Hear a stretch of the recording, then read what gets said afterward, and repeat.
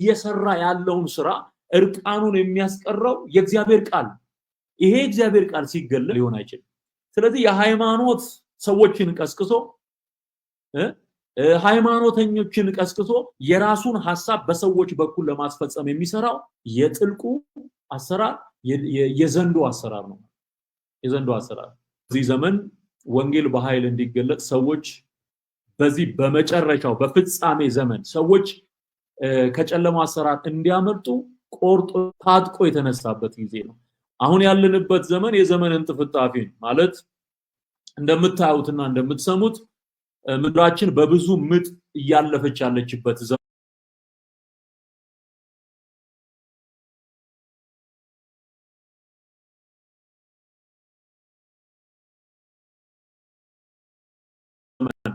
መከራ እያለፉ ያሉበት ዘመን እየታመሰች ያለችበት ዘመን ላይ እንደተናገረው በሙሉ በተግባር እየተፈጸሙ ያሉ። ስለዚህ ያለነው ምን አይነት ዘመን ላይ ነው? የመጨገለጥ በደጅ ዘመኑ የደረሰበት የቀሩ በጣም ውስን የሆኑ ምልክቶች ሊፈጸሙ ከጫፍ ከዳር የደረስንበት ዘመን ነው። በዚህ ዘመን ምንድነው የሚያስፈልገው? ንስሐ ገብተህ ጌታን እንድትቀበል ነው። እኔ ልነግርህ የሚገባኝ ይሄንን። አንተ የፈለከውን ማለት ትችላለህ፣ ግን ኢየሱስ የሌለው ህይወት እንደሌለው ዛሬም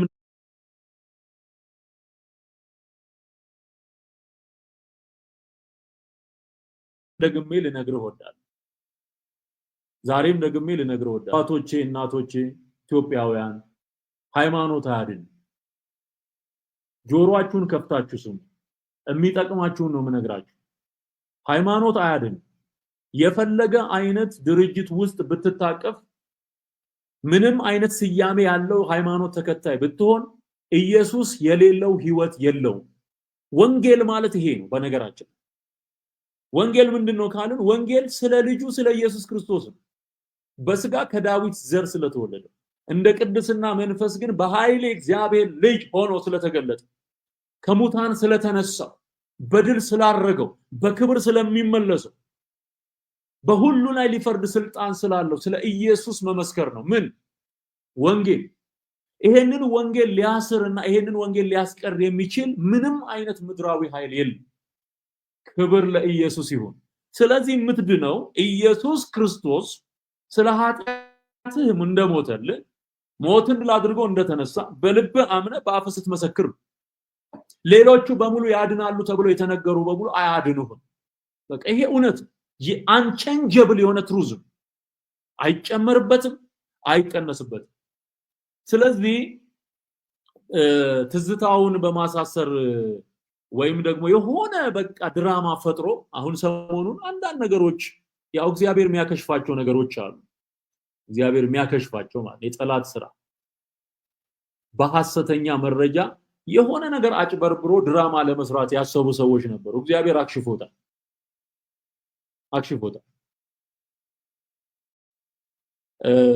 ከዚህም በፊት የታሰሩ አንዳንድ አገልጋዮች ነበሩ። ግን ወንጌል ቀጠለ እንጂ አልቆመም። እነ ጳውሎስ ታስረዋል። ወንጌል አቆም አልቆመም እኮ። እስቲ ላንብብላችሁ። በተለይ የሐዋርያት ሥራ ላይ ይቅርታ አንድ ጊዜ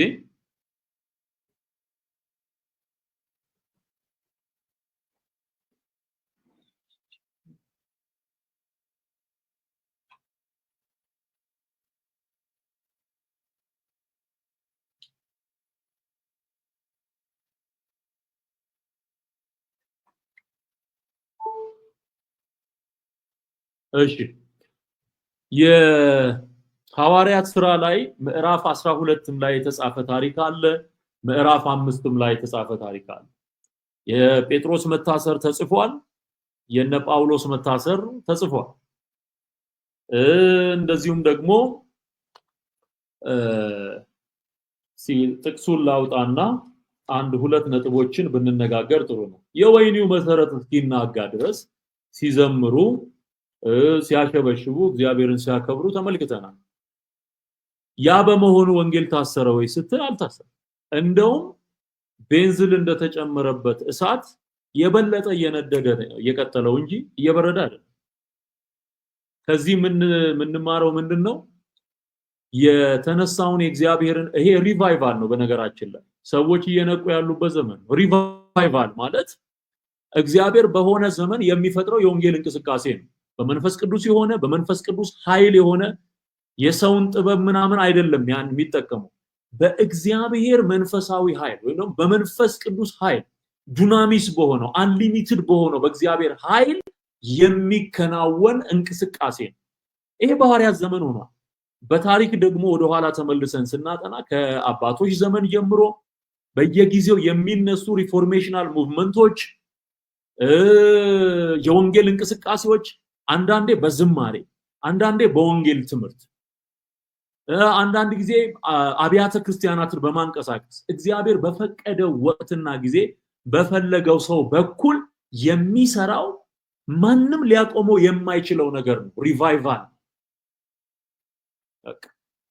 የበረደውን ነገር እየቀሰቀሰው እንደገና አዮ እየቀሰቀሰው ማለት አንዳንድ ጊዜ የሆነ እኛ ደክሞን እኛ ዝለን ጠውልገን በቃ በአገልግሎት በጣም ቢዚ ተሆኖ የሚዘነጉ ነገሮች አሉ ያ ሲሆን ይቀሰቅሰዋል ሪቫይቫል እሱም ውስጥ አለ ማለት ቤተክርስቲያን ስትተኛ ጌታ የሚቀሰቅስበት መንገድ ያ ሪቫይቫል ወንጌላውያን አማኞች በዚህ ረገድ አሁን እየተሰራ ያለውን የወንጌል አገልግሎት ስራ ከዚህ ጎን እንድትቆሙ በዚህ አጋጣሚ ጥሪ ያስተላልፋል ከወንጌል ጋራ መቆም ከጌታ ከኢየሱስ ጋራ መቆም ወንጌልን እውነተኛውን ወንጌል ከሚሰብኩ ሰዎች ጋራ መቆም ከኢየሱስ ጋራ መቆም አንተ ያስከው ፖለቲካ አንተ ያስከው ተንኮል አንተ ያስከው ይሄ የቤተ ክርስቲያን ቸርች ፖለቲክስ እሱ ሁሉ የሚያልፍ ወንጌል አያልፍ እኔም ማገለግለው ኢየሱስን እኔም ማገለግለው የእግዚአብሔርን ቃል ነው እውነተኛውን ወንጌል ሌላ ምንም ተጨማሪ አጀንዳ የለው በቃ ከዚህ እውነት ጋር ስትቆም ከእግዚአብሔር መንግስት ጋር እየቆም ከትዝታው ጋር አይደለም ከጌታ መንፈስ ጋር እየተስማማ ምክንያቱም ሃይማኖተኞች ብቻ ሳይሆኑ ወንጌል አማኞች ውስጥ እንኳን ሆነው ይሄንን እውነት ሊቃወሙ የሚሹ ሰዎች አሉ የሚያምራቸው ሚዳዳቸው ሰዎች አሉ ይሄ ትልቅ ነውር ነው ስለዚህ የተገለጠውን እግዚአብሔርን ወንጌል አገልግለው የታሰሩትን ሐዋርያት ስትመለከቱ ወንጌል አልታሰረ ሲብስበት ነው መጣ ሲብስበት በቃ እና ምዕራፍ 12 ላይ ለምሳሌ የተቀስኩላቸው ሐዋርያት ሥራ ምዕራፍ 12 ላይ በዚያ ዘመን ንጉሱ ሄሮድስ መከራ ያጸናባቸው ዘንድ ከቤተክርስቲያኑ ባንዳንዶች ላይ እጁን ጫነባቸው ይላል የዮሐንስንም ወንድም ያዕቆብን በሰይፍ ገደለው ይላል በሰይፍ ገደለው ከዛ ምን ይላል አይሁድንም ደስ እንዳሰኛቸው አይቶ ጨምሮ ጴጥሮስን ደግሞ ያዘው ምን ሊያደርገው ሊገለጹ የቂጣ በዓልም ወራት ነበረ በያዘውም ጊዜ ወደ ወይኔ አገባው ከፋሲካም በኋላ ወደ ህዝብ ያወጣው ዘንድ አስቦ እያንዳንዱ አራት ወታደሮች ሆነው እንዲጠብቁት ለአራት ጭፍራ ክፍል አሳልፎ ሰጡ ጴጥሮስን በወይኔ ይጠበቅ ነበር ነገር ግን በቤተክርስቲያን ስለ እርሱ ወደ እግዚአብሔር ጸሎት አጥብቆ ይደረግ ነበር let me tell you this ስለ ቤተክርስቲያን ማነው ስለ አገልጋዮች ቤተክርስቲያን አጥብቃ ልትጸልይ ይገባል ካንተ የሚጠበቀው ካንቺ የሚጠበቀው መጸለይ የማይጸልይ ሰው ሰዎችን ሊረዳ አይችልም ወሬ በማውራት ስራ ይሰራል በመጸለይ ግን ትልቅ ስራ ይሰራል ቤተክርስቲያን አጥብቃ ለጴጥሮስ ትጸልይ ነበር በዚህ ምክንያት የሆነውን ስትመለከቱ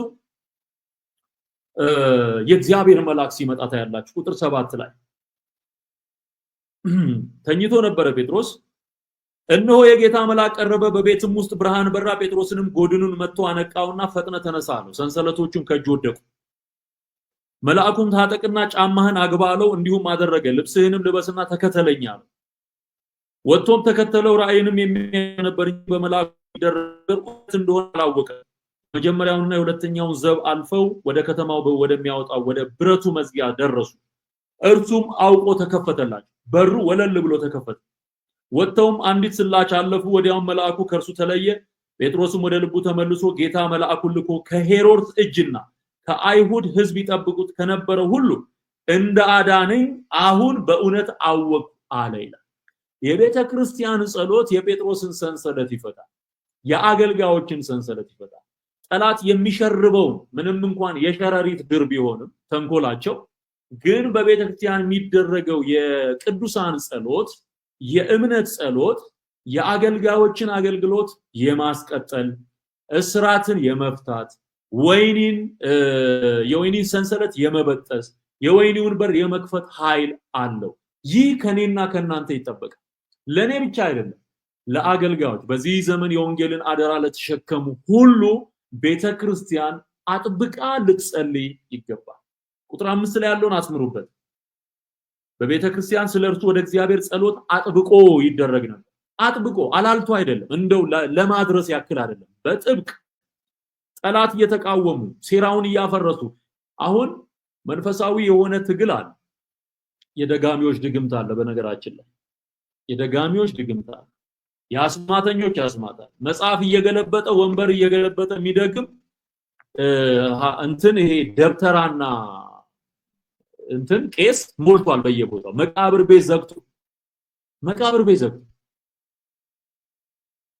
ስር እየማሰ ቅጠል እየበጠሰ ፎቶ እየገለበጠ በቀይና በጥቁር ስም እያጨማለቀ የማይታወቁ ህቡ ስሞችን ከነዚሁ ስንተቻቸው ከኖር ነው የአጋንንት ጽሁፎች ውስጥ እየጠቀሰ እሱን እየደገመ ማለት በድግምት እሱ መንፈሳዊ እንትን ነው። በነገራችን ላይ አጣቅ ነው፣ ድግምት አለ። በጣም የእግዚአብሔር መንፈስ ሰሞኑን ስንጸልይ የገለጠው በጣም ብዙ ሚስጥር አለ። ይገርማቸው እንዴት ለመዋጋት ቆርጦ በመንፈስ ዓለም ከአጋንንቱ ጋር ተስማምተው ቤት ዘግተው የሚደግሙት ድግምት አይጣል። ኢየሱስ ባይኖረን ኖሮ አዮ ከቨር የሚያደርገን የሱ የደሙ ኪዳን የስሙ ኪዳን ባይኖር ብዙ ነገር ማድረግ ይሞክራል፣ አይሳካ። ሃሌሉያ! ያመንነው ጌታ ከዚህ በላይ የተከተልነው ጌታ ልጅነታችንን የሰጠነው ጌታ ከነሱ የድግምትና የተቀነባበረ የአጋንንቱ ዓለም አሰራር በላይ ነው። ኢየሱስ ይበልጣል። ድል በማድረግ እያዞረ አሳያቸው የሚለው መጽሐፍ ድል አድራጊውን ጌታ አሳይቶታል። በመስቀል ላይ እኮ አዋርዶታል። አሁን የተመታ ነው፣ በቃ ይንደፋደፋል እንጂ አይችልም። የኢየሱስ የደሙ ምልክት የስሙ ኃይል ባለባቸው ሰዎች ላይ አቅም የለውም። ለዚህ ነው እውነቱን ምነግር። በዚህ በኩል ይደግምባል፣ በዚህ በኩል ላጥምቅ ይላል። በዚህ በኩል ይደግምባል፣ በዚህ በኩል በጨሌ ልግረፍ ይላል። ይሄ ሁሉ ከመናፍስቱ ዓለም ጋራ በህብረት የሚሰራ የረከሰ ትዳር የመሰረቱ ናቸው ከሲኦል ጋር። አዩ ይሄ መንፈሳዊ ፓርት ነው። ደግሞ አሁን ሲዲ በማዘጋጀት የሆነ ጽሁፎችን በማቀነባበር እዚሁ ፊት ለፊት ላይ የተናገርነውን ነገር ሌላ መልክ ለማስያዝ ደግሞ የሚሰሩ አሉ። ይሄ ደግሞ ምድራዊ ነው። ስለዚህ ያለ የሚታይ የሚጨበጥ የሚዳሰስ ነው። ስለዚህ ትግሉ እዚህ ዓለምም ላይ ያለ ነው፣ በመንፈስም ዓለም እየተከናወነ ያለ ነው። ለዚህ ምን ያስፈልጋል? ለጴጥሮስ ቤተክርስቲያን አጥብቃ ትጸልይ እንደነበረው እናንተም እንድትጸልዩ። አያችሁ? not only for me አገልጋይ ለተባሉ ሁሉ አገልጋይን ከመተቸት በፊት መጸለይ ይቀድማል። እግዚአብሔር አንተ አስተያየት እንድትሰጥ አይደለም የጠራ፣ አስተያየት እንድትሰጥ አይደለም፣ ጸሎት እንድትጸልዩ። ስለዚህ ቅዱሳን በተለያየ ስፍራ ሆናችሁ ይህን መልእክት ክፍለ ሀገርም ያላችሁ አዲስ አበባም እዚህም ያላችሁ አጥብቃችሁ ከዚህም በኋላ በዚህ ምድር ላይ ስለምንሰራው ስራ ስለሚሰበከው ወንጌል ስለሚዘጋጁ ትልልቅ ዝግጅቶች ክሩሴዶች እንድትጸልዩ እንፈልጋለን። ይሄ ነው ማይ ሪኩዌስት፣ የጸሎት ሪኩዌስት ነው። እኔ ማቀርበው ለእናንተ እንድትጸልዩ እንፈልጋለን። በተለያየ መንገድ ህዝብን የሚያገለግሉ ሰዎች ምን ያሳቸው ጸሎት አስፈላጊ ጉዳይ ነው። ሃሌሉያ! ኢየሱስ ጌታ ነው። አዎ ትክክል ነው። ስራው የእግዚአብሔር ነው።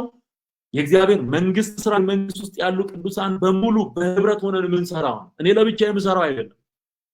አሁን እግዚአብሔር አንድ አይነት አሰራር የለው። በኤልያስ የሰራው አሰራር ለየት ያለ፣ በትዝታው የሚሰራው ለየት ያለ። ኤልያስም ትዝታውም ጴጥሮስም ጳውሎስም በእግዚአብሔር መንግስት ውስጥ የየራሳቸው የሆነ ሚሽን አላቸው። እኔ ይሄንን ነው ማለት። እዚህ ውስጥ ያላችሁ ወገኖች በተለያየ ጸጋ ቤተክርስቲያን ውስጥ የምታገለግሉ ወንጌል የምትሰብኩ ጸጋው ከሰጪው ማለት ኃላፊነት ማመልከቻ አስገብተን የተቀበልነው ነገር አይደለም፣ መራጩ ነው። በኤልያስ የሰራው የኤልዛቤልን መንፈስ በመፈጥፈጥ ነው። ሃሌሉያ ሃሌሉያ ክብር ለእግዚአብሔር።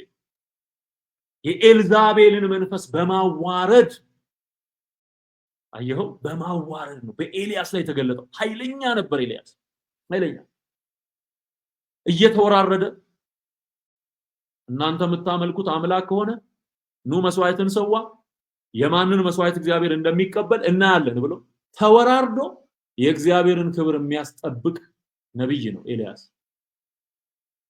ወደ ኢሳይያስ ስትመጣ ነገስታት ቤት ውስጥ እሱ ደግሞ በደም መልእክት እያመጣ ያገለገለ። ኢሳይያስና ኤልያስ አንድ አይነት ሚሽን የላቸውም፣ ግን ነቢያት ናቸው። ጴጥሮስን ተመልከት፣ አገልግሎት አንድ አይነት አይደለም እኮ ከጳውሎስ ጋር። የጳውሎስ በጣም ፓወርፉል ነው፣ የጴጥሮስ ደግሞ በተለይም ለአይሁድ ህዝብ የሆነ አገልግሎት ነው። ጳውሎስ እንደሚናገረው እኔ እናንተ ለህዝብ እንደተላካችሁት እኔ ለአህዛብ ተልኬያለሁ በማለት አህዛብ ጋር ያለውን የጣዖት አምልኮ አሰራር እየፈለጠ የሚያገለግል ሰው። መንፈሱ ይበሳጭበታል። ጣዖታት ሲያይ ግሪክ ውስጥ ሲገባ ለምሳሌ አቴንስ ገባና ሲያይ እንዳለ አማልክት ተደርድረው ይመለካል። ተደርድረው መንፈሱ ተበሳጨበት። ይሄ አሁን ጳውሎስ ጋር የምታየው በአዲስ ኪዳን ኤልያስ ጋር የነበረ ነው። ኢቭን ይሄ ዮሐንስ መጥምቁ ዮሐንስ የሚባለው ጋር በኤልያስ መንፈስና ኃይል ነው የሚለው አገልግሎቱ። ስለዚህ እግዚአብሔር በዘመናት ልዩነት በሰዎች ላይ የራሱን ግሬስ እያፈሰሰ የራሱን ጸጋ እያፈሰሰ በተለያየ ሚሽን ነው የሚያሰማራው ማለት ነው። ሁሉም ነገር እናንተ በቀረጻችሁት ፍሬም ውስጥ እንዲሆን የምትፈልጉ ሰዎች በጣም ተሳስታችሁ። አንተ ባስቀመጥከው ፍሬም ውስጥ እግዚአብሔር አይሰራም። እግዚአብሔር ራሱ ያዘጋጀው የዘመን ፍሬም አለ። እከሌን ሲጠራ አጀንዳ ሰጥቶት ካልተናገርኩኝ እኔ ይሄንን ጉዳይ ማን ሊናገረው? ለዘመናት በምድራችን በኢትዮጵያ ውስጥ የተጠቀጠቀ የሐሰት ትምህርት፣ ያጋንንት አምልኮ፣ የጣዖት አምልኮ ማን ሊያፈርሰው? ይሄው እግዚአብሔር ዘመን አመጣ። እግዚአብሔር እኮ የሚበቀል አምላክ ነው። በነገራችን የሚበቀል አምላክ። ስለዚህ መንፈሳዊም ሆነ ይሄ በሲስተም እየተሰራበት ያለ አካሄድ ሁሉ ጸሎት ያስፈልገዋል። ወንጌል ግን አይታሰርም። ሃሌሉያ ክብር ለእግዚአብሔር። ወንጌል ምን አይልም? አይታሰርም። ሁለተኛ ጢሞቴዎስ ላይ ሐዋርያው ጳውሎስ የሚናገረው ይሄን እንደ ክፉ አድራጊ እስክታሰር ድረስ አይደለም የሚለው? እንደ ክፉ አድራጊ እስክታሰር ድረስ መከራ እንደደረሰብኝ ታውቃለህ እና በስራቴ አትፈር ይለዋል። አትፈር እያለ ይናገረዋል። እሺ ጥቅሱን ላውጣላችሁ። ቀድማችሁ ያወጣችሁ ሰዎች ካላችሁ ፖስት አድርጉት። ወንጌል አይታሰርም የሚለውን ሁለተኛ ጢሞቴዎስ ምዕራፍ 2 ቁጥር 9 የእግዚአብሔር ቃል ነው የሚለው። እኔ ወንጌል ብዬ ያስቀመጥኩት የእግዚአብሔር ቃል ግን አይታሰርም ይላል። የእግዚአብሔር ቃል አይታሰርም። እሺ ፖስት ላድርግላችሁ። ሁለተኛ ጢሞቴዎስ ምዕራፍ 2 ቁጥር 9 ላይ ይህንንም በመስበክ እንደ ክፉ አድራጊ እስክታሰር ድረስ መከራ እቀበላለሁ ይልና የእግዚአብሔር ቃል ግን አይታሰርም። የመጣል ሃሌሉያ የእግዚአብሔር ቃል ግን አይታሰርም። ተመልከቱ። የእግዚአብሔር ቃል ምን አይልም? አይታሰርም ማለት የእግዚአብሔር ቃል ምን ማለት መሰላችሁ? ወንጌልም እንበለው የምስራቹን ቃል እንበለው በጉድ ኒውስ ነው ወንጌል የእግዚአብሔር ቃል። የእግዚአብሔር ቃል ማለት ሰማይና ምድርን የፈጠረው ዓለምን ለማዳን ልጁን የላከ ያዳነ የእግዚአብሔር ይሄ ዩኒቨርሱን የፈጠረው ዝም ብለህ አስበው ብራዘር። ዩኒቨርሱን የፈጠረው አምላክ የሱ ቃል ማለት ነው ወገኖች። የነገስታት ቃል እንኳን ይከበራል። የአንዲት ሀገር ኮንስቲቲዩሽን ይከበራል። ብትጥሰው ዋጋ ያስከፍላል። የእግዚአብሔርን ቃል ለማሰርና ወይም አገልጋይን በማሰር የእግዚአብሔርን ቃል ለማሰር የሚደረገው ድራማ ከማጋ መሰል የሚያጋጭ ከራሱ ከባለቤቱ ጋር የሚያጋጭ ከባለቤቱ ጋር አይሳካም። ክብር ለኢየሱስ ይሁን። አሳልፎ የማይሰጥ ጌታ ነው የኛ ጌታ። አየው ለምን ይሳካለት ጠላት? ለምን ይሳካለት? ይሄ ስራ የሚሰራበት ዘመን ስለሆነ የሰዎች አይን የተገለጸ ያለበት ዘመን ስለሆነ ማለት ወንጌል እንዳይሰበክ በሰው እጅ የተጻፉ የተደጎሱ የአጋንንት ድርሰቶች ለሰዎች እየታደሉ ባሉበት ዘመን መጽሐፍ ቅዱስን ስናስተምር የሚቃወም ከሆነ ማንን ነው ያገለገለ? የጥልቁን መንግስት የአጋንንትን መንግስት።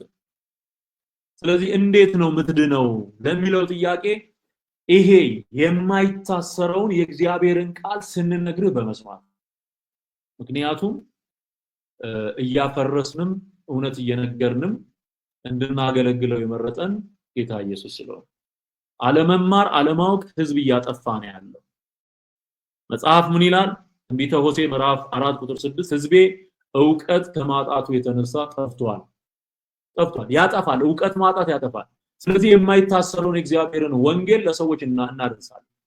ይሄን ስናደርግ ደግሞ የሚፈርሰውን እያፈረስን የሚጸናውን እያጸናን ይሄ ነው አካሄዱ። ህዝቤ ዕውቀት ከማጣቱ የተነሳ ጠፍቷል። ስለዚህ ዕውቀት ማጣት የሚያጠፋ ከሆነ ዕውቀት ማግኘት ደግሞ እንድትድን ምክንያት ይሆናል ማለት ነው። ኦኬ ሁለተኛ ቆሮንቶስ ላይ ያለውን ቃል እናንብቡ። የዘላለም ህይወት ሚኒስትሪ መሪ ቃል የሰውንም ሐሳብ በእግዚአብሔርም ዕውቀት ላይ የሚነሳውን ከፍ ያለውን ነገር ሁሉ እናፈርሳለን።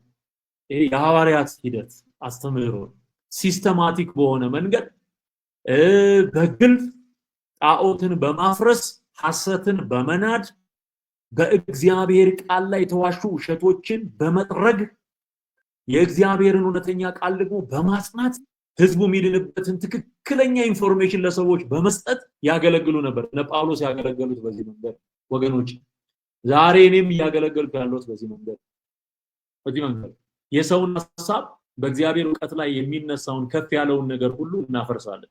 ለክርስቶስም ለመታዘዝ ለክርስቶስ ለመታዘዝ አእምሮን ሁሉ እንማርካለን። ይሄ የሰዎች አእምሮ ለክርስቶስ እንዲማረክ እናደርጋለን። ከዛስ መታዘዛችሁን በተፈጸመች ጊዜ አለመታዘዝን ሁሉ ልንበቀል ተዘጋጅተናል። እቺ ሁሉ የምትለውን ቃል አንዴ 3 ጊዜ ተጽፋለችና እሷን በደንብ አድርጌ ላስረዳችሁ። የሰውን ሐሳብ በእግዚአብሔርም ዕውቀት ላይ የሚነሳውን ከፍ ያለውን ነገር ሁሉ ማለት እከሌ ከከሌ የሚባል ሐሳብ የለም። የእግዚአብሔርን መለኮታዊ አጀንዳና እግዚአብሔርን መንግስት የሚቃወም መጽሐፍም ይሁን ድርሰትም ይሁን ዜማም በለው የአምልኮ ልምምድም በለው አፍጥጦ የወጣ የጥንቆላም ስራ በለው ሁሉ አንደኛ ሁሉ ስም እናፈርሳለን ካለዋል ለክርስቶስ ለመታዘዝ አእምሮን ሁሉንም ለእግዚአብሔር መንግስት እንቅፋት የሆነውን ነገር ሁሉንም እናፈርሳለን አለ። አእምሮን ሁሉ እንማርካለን። አንተ መማረክ አለብህ። አንቺ መማረክ አለብሽ። ክርስቶስ ያላሸነፈው አእምሮ ሰይጣን ሲጫወትበት ነው የሚኖረው። ህዝባችን ለምንድን ነው በዚህ አይነት ችግር ውስጥ ኑሮን የሚገፋው? መንፈሳዊ ጥያቄው ካልተፈታ ምድራዊ ህይወቱም በረከት አይኖረው፣ ሲቸገር ነው የሚኖረው። እግዚአብሔር ሲባርከው ህይወትህን መንፈሳዊ ነገር ሲከፈት አየው በመንፈስ ዓለም ያንተን ህይወት ጨቁኖ የያዘውን ጠላት ሲመታል ሰማይ ይከፈታል፣ ትባረካል። መርገም የሚያመጡ በምድሪቱ ላይ መርገም የሚያመጡ ለዘመናት የተጠራቀሙ ነገሮች ካልፈረሱና ካልተጠረጉ አየው በምድሪቱ ላይ በረከት ነው። ይለፋል፣ ይደከማል፣ ግን ውሃ ቅዳ ውሃ መልስ አይነት ነው የሚሆነው። አየው ስለዚህ መንፈሳዊ ህይወትህ መፈወስ አለበት፣ ነፍስህ ማረፍ አለባት። ስለዚህ አእምሮህን ሁሉ ይሄ አእምሮ የተባለውን ነገር ሁሉ የሰዎችን አእምሮ ሁሉ እከሌ ከከሌ ነው አየው እከሌ እዚህ ሃይማኖት ውስጥ ነውና ወንጌል አስፈልገው የሚባል ነገር የለም። ያለህበት ቦታ ሆነ ወንጌል ይሰበካል፣ ትድናል፣ አለቀ። ሁሉ አእምሮን ሁሉ ከዛ ሶስተኛውን ተመልከቱ። መታዘዛችሁን በተፈጸመች ጊዜ አለመታዘዝን ሁሉ ልንበቀል ተዘጋጅተናል። አለመታዘዝ የሚባሉ ነገሮች ሁሉ በቀል የእግዚአብሔር በቀል ይወርድባቸዋል ማለት። አለመታዘዝ አመጽ ኃጢአት፣ ለእግዚአብሔር አለመገዛት፣ እግዚአብሔር በቃሉ ወደ ህይወታችን ካመጣው መመሪያ ውጪ የራስን የሰዎችን ተረት እዚህ ግባ የማይባል ያጋንን ትምህርት ይዞ መኖር። ስለዚህ በማፍረስ የሚሰራ ስራ አለ፣ አእምሮን በመማረክ የሚሰራ ስራ አለ፣ በመበቀል የሚሰራ መንፈሳዊ ስራ አለ። እነዚህ ምድራዊም መንፈሳዊም ዓለም ላይ ያሉትን ነገሮች የሚዳስሱ ናቸው ማለት። ስለዚህ ወንጌል ምን አይልም አይታሰር ወገኖች። ስለዚህ የማይረሳው ጉዳይ ምንድነው? በጥብቅ አጥብቆ መጸለይ፣ እሱ አስፈላጊ ነው። ሌላው የተለያዩ ኦርቶዶክሳውያን ወገኖች በወንጌላውያን አማኞች ውስጥ ያሉ ወገኖች በተለያየ አይነት መንገድ ፍቅራቸውን ሲገልጹ ተመልክቻለሁ።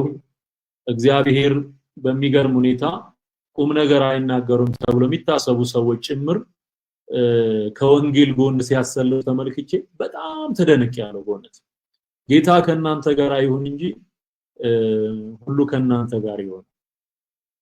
የእግዚአብሔርነት ያረጋገጥኩበት ሲዝን የእግዚአብሔርን አብሮነት፣ የእግዚአብሔርን ሁሉን ቻይነት፣ የወንጌልን ኃይል፣ የእውነትን ኃይል በአይኔ ያያለው ያለበት ጊዜ ነው። ስለዚህ የሚቀጥል እንጂ የሚቆም ነገር የለም ማለት ነው። የጋለ የሚነድ እንጂ የሚበርድ ፍቅር የለም። ስለ ኢየሱስ ያለው የወንጌል ፍቅርና መቃጠል እየጨመረ ነው።